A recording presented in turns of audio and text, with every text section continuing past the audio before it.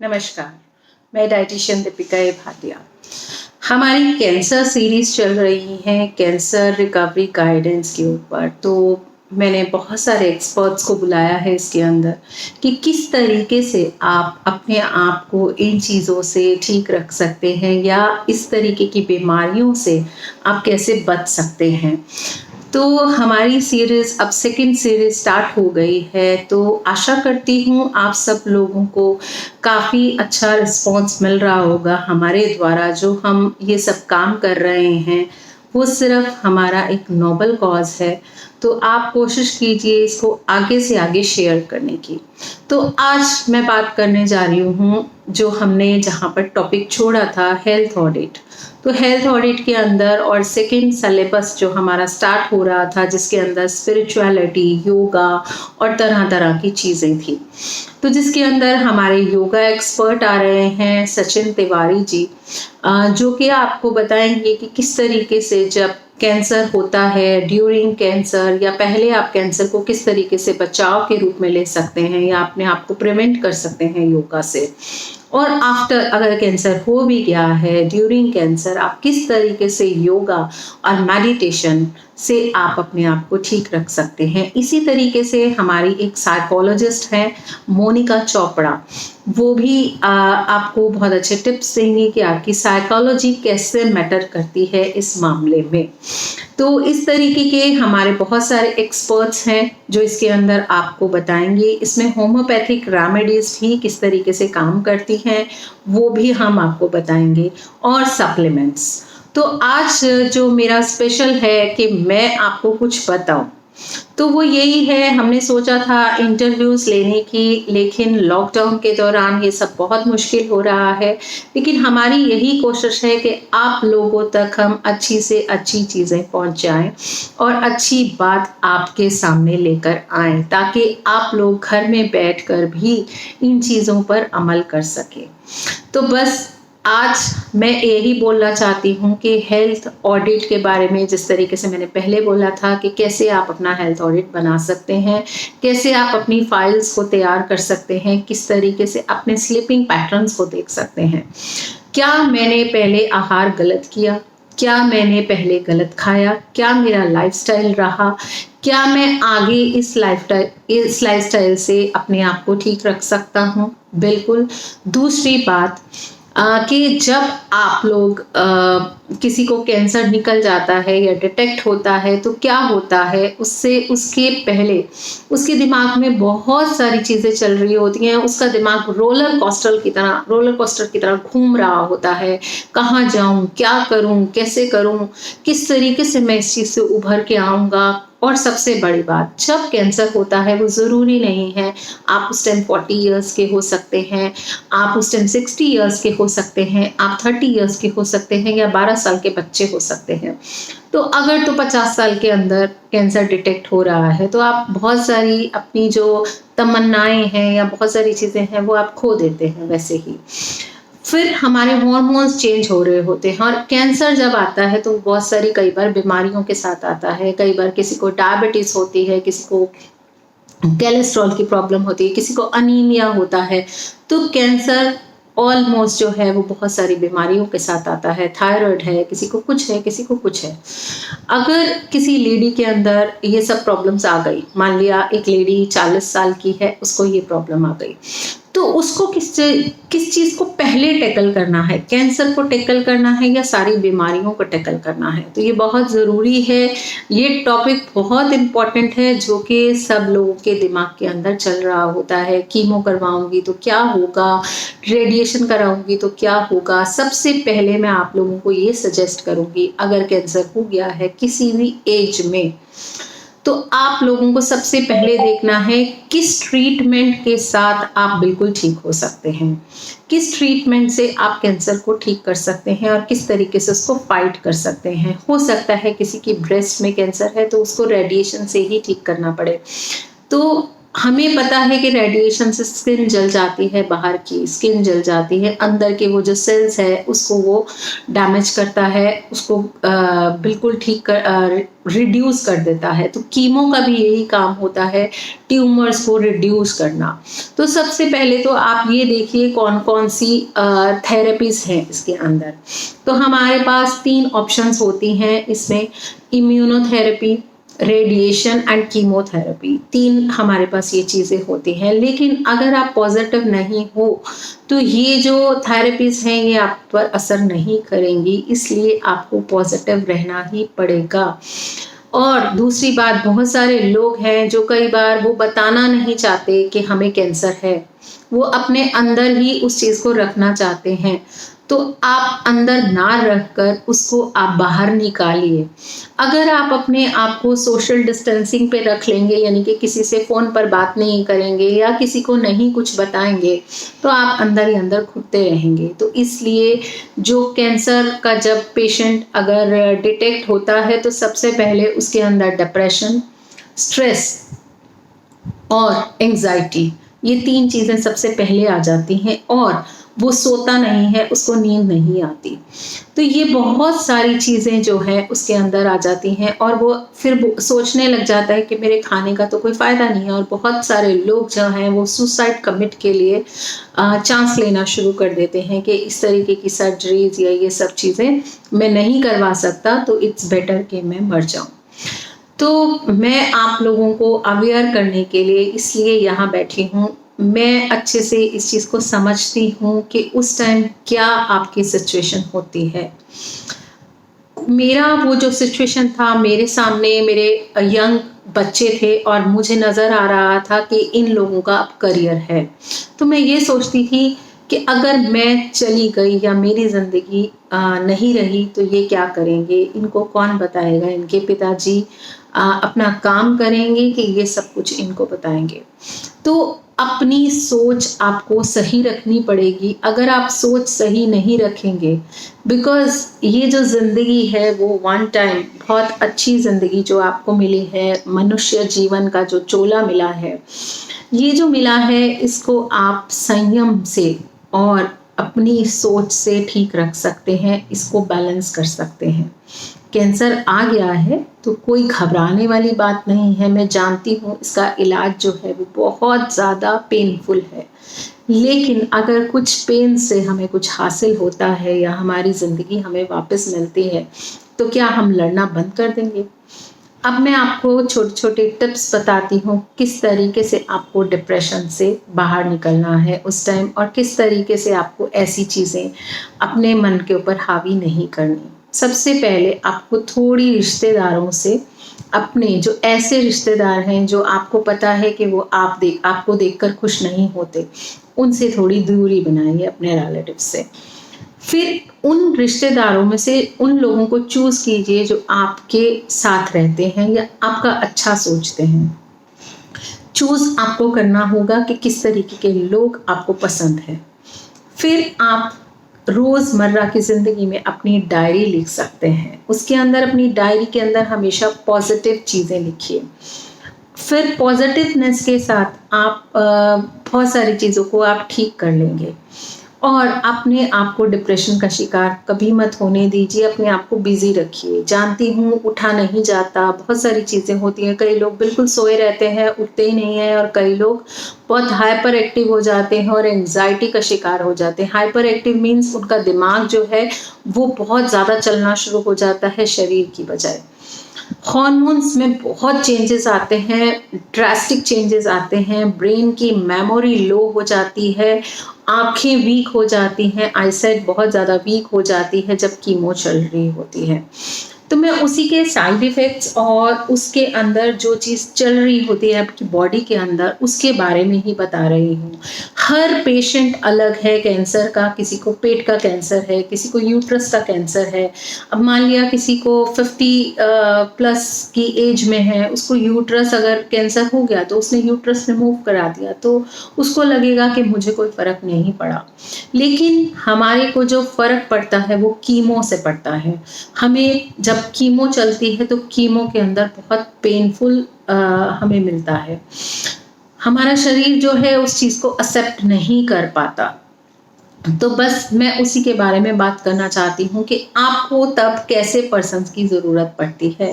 आपको हमेशा अपने पास पॉजिटिव पर्सन रखने चाहिए, और जो लोग कैंसर से जीत चुके हैं आप उनकी बात सुनिए, आप नेगेटिव लोगों की मत सुनिए, क्योंकि बिकॉज इस टाइम जो आपकी सिचुएशन होती है आप नेगेटिव सुनते हैं, आप कहते हैं हाँ फलाना रिश्तेदार था उसकी डेथ हो गई कैंसर से, आपके दिमाग में वो न्यूरॉन्स चलने लग जाते हैं जो आप उसको सिग्नल दे रहे हो।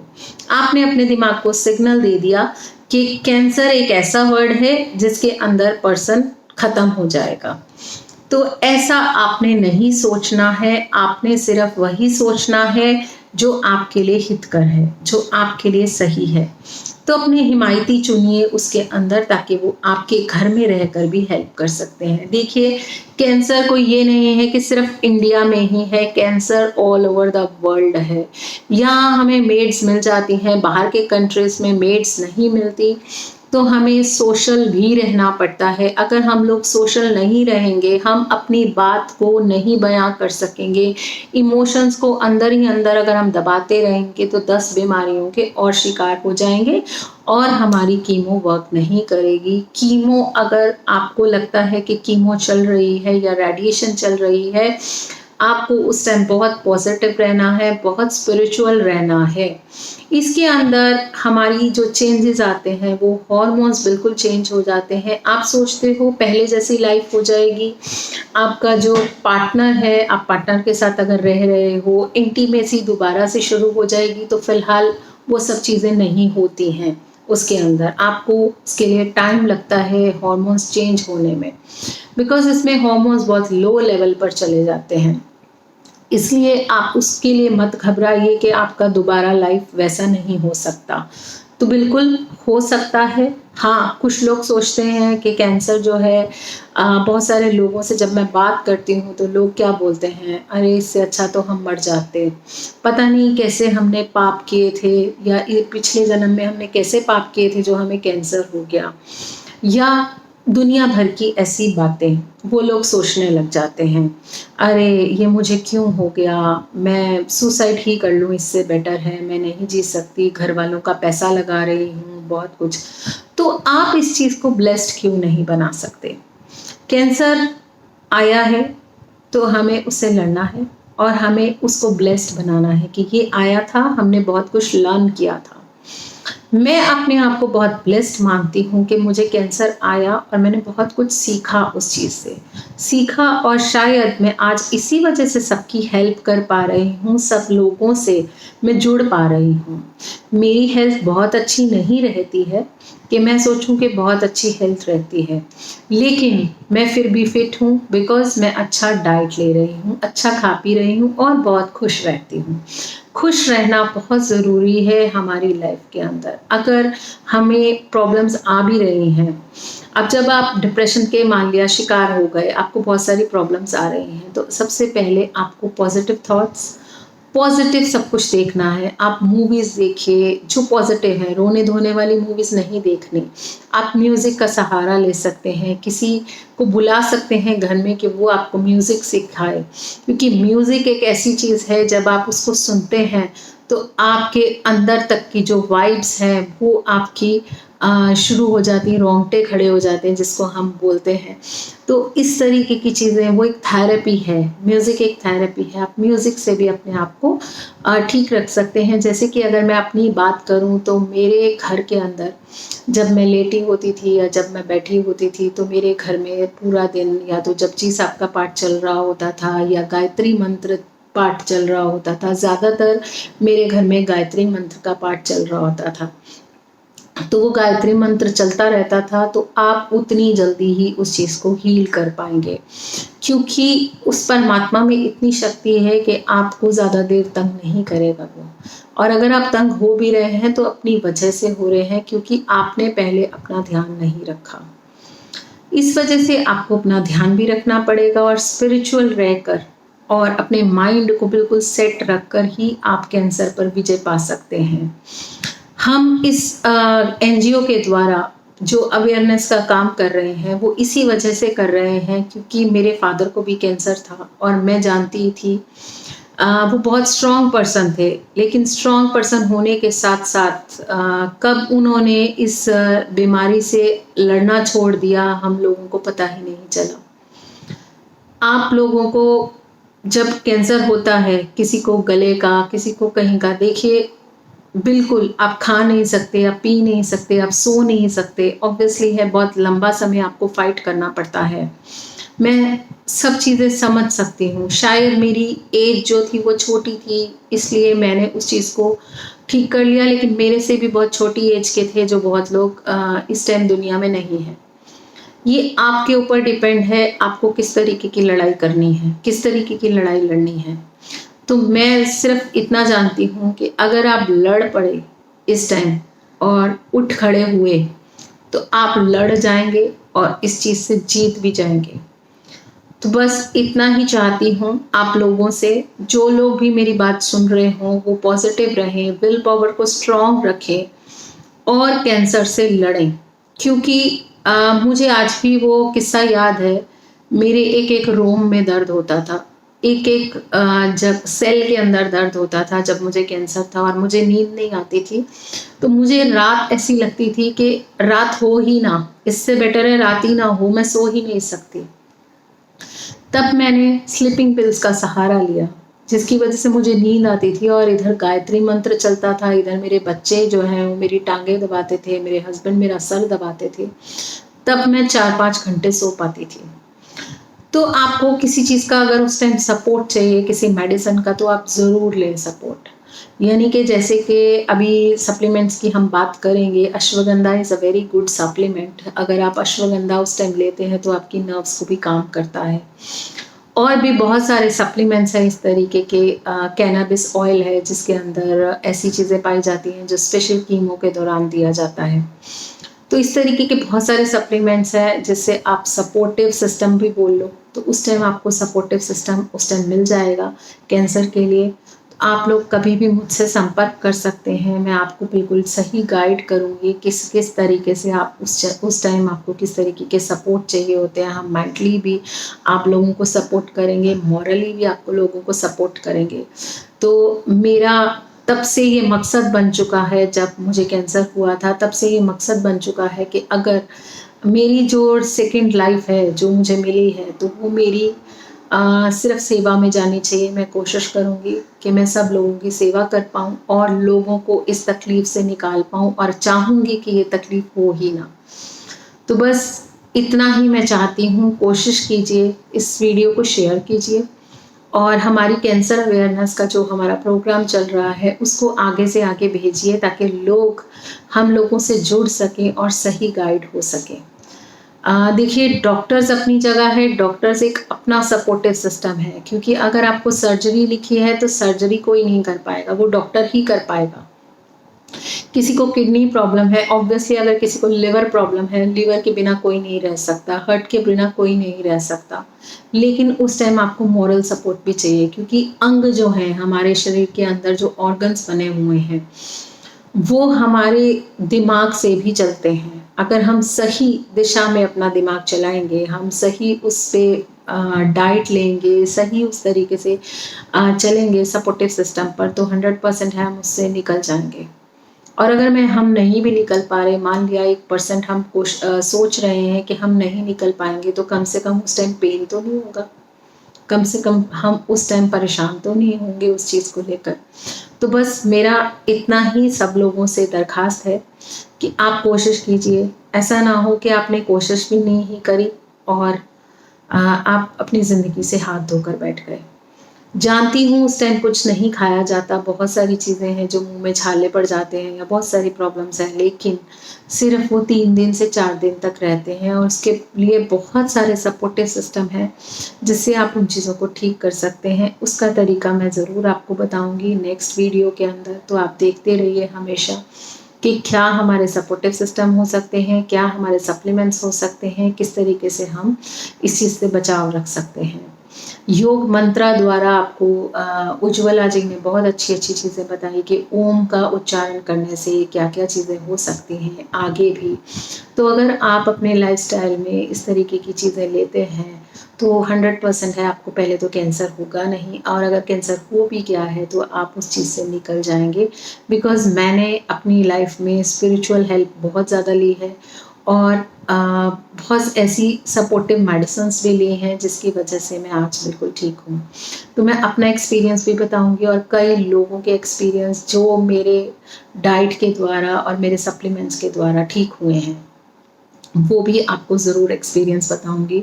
क्योंकि इस टाइम मैं कम से कम 100 पेशेंट्स पर वर्क कर चुकी हूँ, कैंसर पेशेंट्स पर, और वो 100 में से 50% जो लोग हैं वो बिल्कुल ठीक हैं, और कुछ लोग तो बिल्कुल लास्ट मोमेंट पर आते हैं जब मैं कुछ नहीं कर पाती, और उनमें से 50% वही हैं जो बिल्कुल लास्ट मोमेंट पर आए हैं।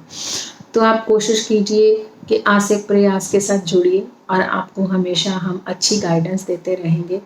तो आज के लिए इतना ही, धन्यवाद। आगे के एक्सपर्ट्स की आप वीडियोस देखते रहिए, कमेंट सेक्शन में ज़रूर कमेंट करिए ताकि क्वेश्चंस अगर हमारे पास आएंगे तो हम ज़्यादा से ज़्यादा उन चीज़ों के आंसर बता पाएंगे।